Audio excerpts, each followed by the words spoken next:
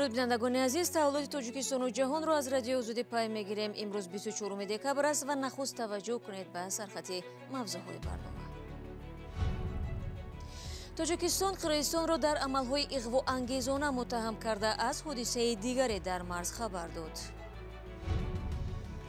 در ایران استفاده از وسیله‌های جلوگیری از حامله‌داری را منع کردند تا اهالی زیاد شود. جوانان میگویند این قراری حکومت درست نیست.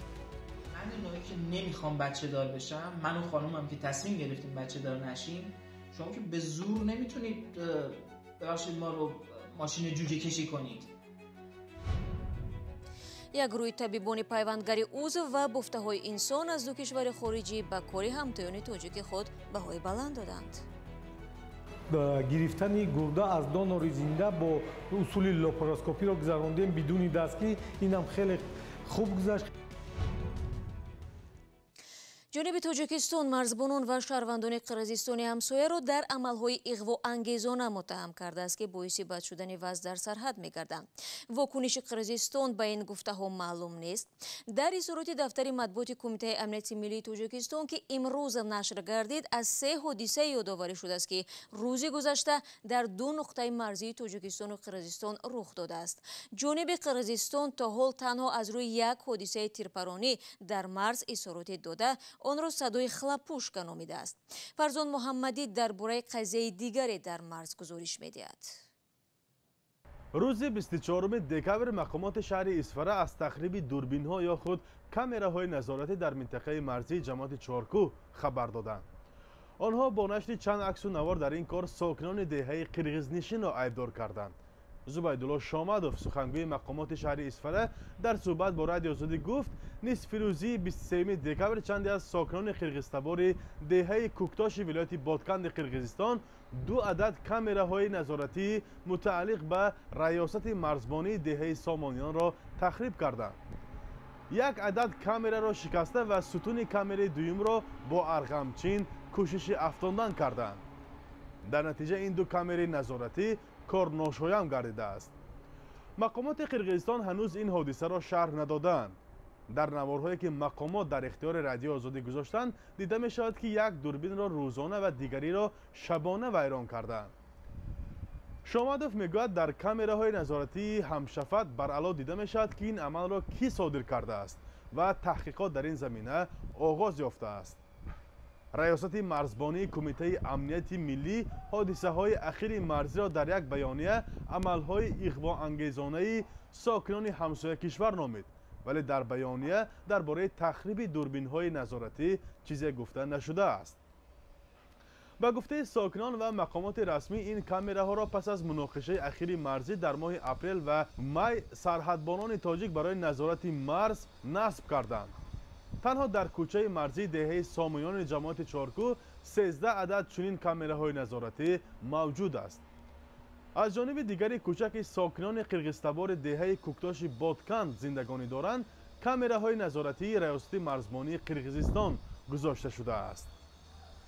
تاجیکستان با قرغیزستان 970 کیلومتر مرز مشترک دارد که همگی 519 کیلومتر آن علامت گذاری شده است. به دلیل مشخص نبودن و علامت گذاری نشدن مرز بین ساکنان نزد مرزی 2 کشور با بهانه‌های گوناگون نزاع سر می‌زند. در آخرین نزاع که روزهای 28 اپریل تا 1 می سال جاری رخ داد، 36 شهروند قرغیزستان و 19 شهروند تاجیکستان کشته شده و از 2 جانب بیشتر از 200 کس مجروح گردید. 2 جانب یکدیگر را در سر زدن نزاع گناهکار دانستند. فرزان محمدی، رادیو آزادی، شهر خوجند. رو می‌آوریم به موضوعهای دیگر. سفیر افغانستان در تاجیکستان به خبر انتقال 800,000 دلار به حساب سفارت از طرف طالبان واکنش کرد. او پاسخ واضحی به سوال خبرنگاران درباره این پول‌ها نداد، ولی گفت از خدا می‌خواهد که طالبان از این گونه کارها بیشتر کنند. سفارت یک اداره رسمی افغانستان است، چون مبلغ‌های متفاوت شاید به اینجا سرازیر شود. این سوال را طالبان حق نداره که از ما بکنه، بر از اونها اجازه هم نمیدیم. من فکر میکنم سفارتی که در برابر از اونها استاده است ماست. شما فکر کنین که اینا اشتباهاً چیزی را روان کردن، به هیچ سفارتی نرفت، اشتباهاً به اینجا رفت. معلوم است که شمشیر این سفارت در برابر از اونها تیز است و در برابر از اونها مبارزه میکند، هم در جبهه سرد هم در جبهه جنگ. ما امیدوار هستم که خداوند همیشه اونا را بیعقل بسازه، اگر مبلغی پیدا بکنن به سفارت افغانستان ارسال کنند. پیشتر از این بیانیه مسئولین حکومت طالبان ادعا کردند که در روزهای اخیری حکومت پیشین حدود $800,000 سهواً به حساب سفارت افغانستان در تاجیکستان انتقال یافته است. طالبان از سفارت خواستند که این پول را برگرداند. بعد به قدرت آمدن طالبان در 15 آگوست امسال سفارت‌های آن کشور از سوی سفیران قبلی رهبری می‌شوند. حکومت طالبان تاکنون از سوی هیچ کشور دنیا به رسمیت شناخته نشده است و این گروه نمی‌تواند سفیران خود را به خارج بفرستد.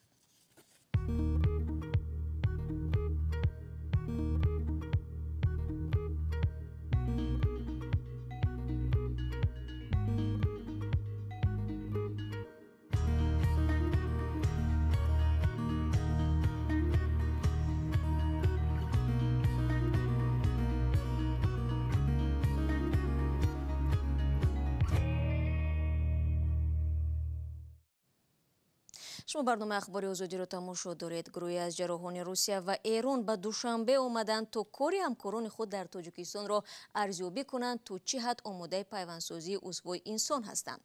در تاجیکستان فقط چند سال پیش به پیوندسازی اعضای بدن انسان آغاز کردند و ҷарроҳони ایرانی و روس گفتند که کار ҷарроҳони پیوندساز تاجیک از دیگران کمی ندارد. برای یوسفی شاهد یکی از جراحی‌ها در مرکز ملی پیوندسازی تاجیکستان بود.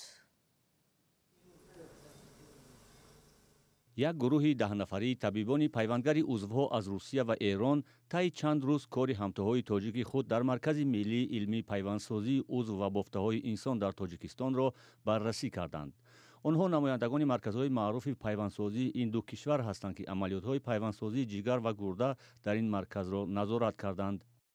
Когда я услышал сначала об объемах операций, о количестве операций. وقتی که من در ابتدا اوید به حجم جراحی‌ها، شماره جراحی‌هایی که در این مرکز اجرا می‌کنند شنیدم و بعداً با چشمان خودم دیدم. هرچند من باور نیستم، ولی با نظر داشت سطح کارشان این مرکزی است که نه در سطح میانه بلکه در سطح عالی بین‌المللی کار می‌کنند. Центр, работающий не на среднем, а на высоком международном уровне.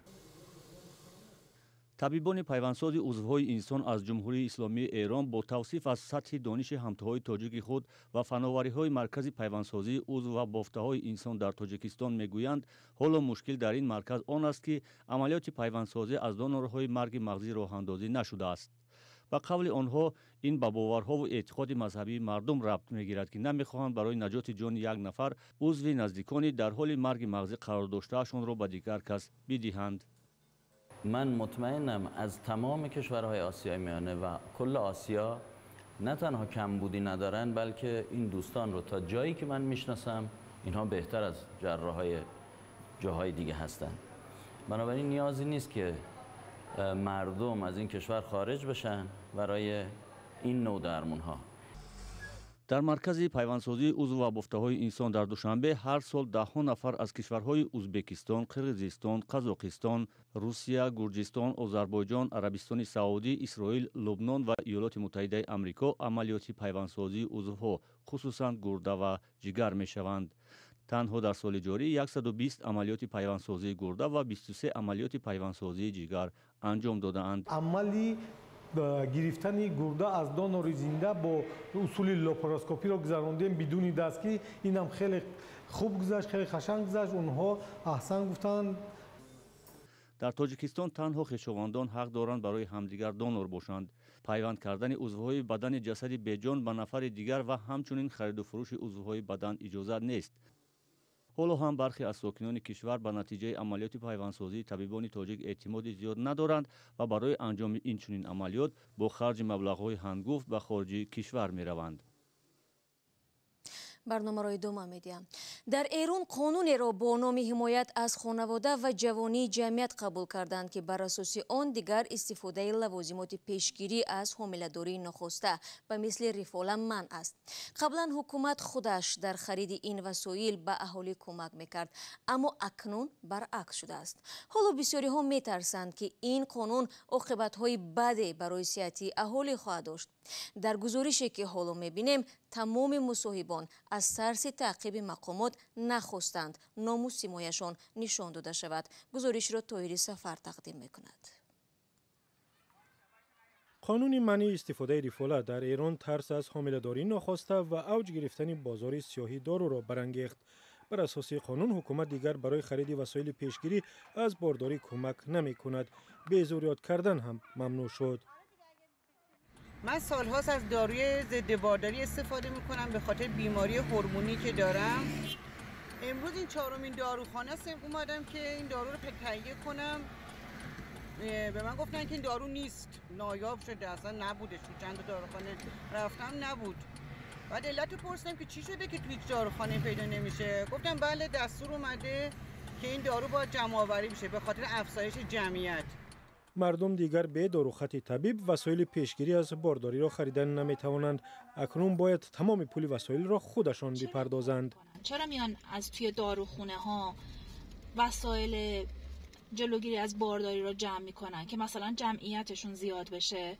خب مردم میرن نیازاشون رو یه جوری برطرف میکنن، میرن پیدا میکنن. الان ببینید من رفتم مثلا الان اومدن این دوتا رو به من تحویل دادن. این کسایی که بالاخره اینا رو میارن از آنلاین شاپ های خارج از کشور، از نمیدونم قاچاق، از هر جایی میان اینا رو به هر حال به دست مردم میرسونن دیگه. ولی خب من الان از کجا بدونم این کیفیتاش چطوریه؟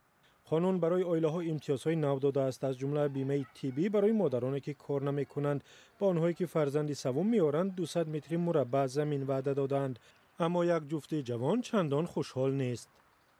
من نوعی که نمیخوام بچه دار بشم، من و خانومم که تصمیم گرفتیم بچه دار نشیم، شما که به زور نمیتونید ببخشید ما رو ماشین جوجه کشی کنید. شما اومدید فرضاً تو طرح نوشتی که لوازم پیشگیری از بارداری ممنوع. کاندوم نیارین تو بازار، از راه قاچاق وارد میشه. 2 برابر 3 برابر قیمت مردم باید پولشو بدن.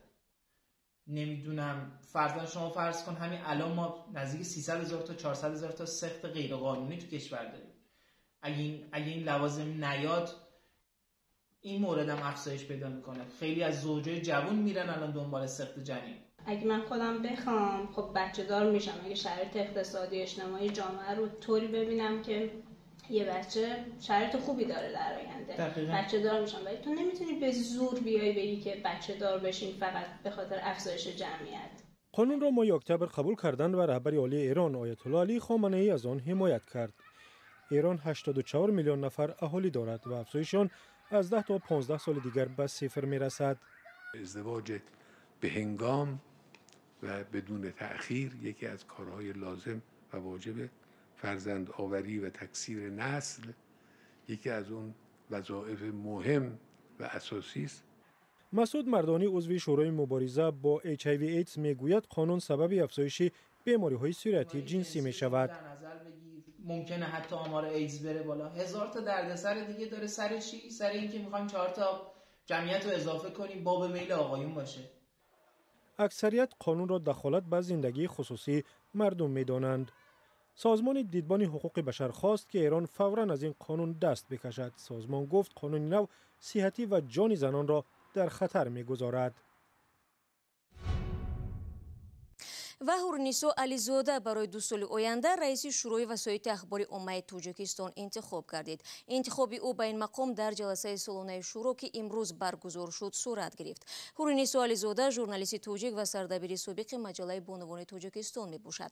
او در این مقام جایگزین بختیار همدم شد که طی 2 سال اخیر رهبری این سازمان ژورنالیستی را بر عهده داشت. شورای واو یک سازمان مستقل ژورنالیستی است که سال 2009 تشکیل شده در برابر حمایت از حق خبرنگاران محتوای مطالب نشریه ها را از نگاه مطابقتشان به کودکس اخلاقی ژورنالیستی پیگیری میکند. این مطلب آخری برنامه امروز بود. خبرگزاری‌های دیگر در سامانه رادیو آزادی زیر نشانی www.azadi.org گذاشته می شود. تشکر بینندگان عزیز که ما را همراهی کردید. برای شما در 2 روز آینده اصرات با فراغت می خواهم خود را ایجاد کنید و خدا نگهدارتان.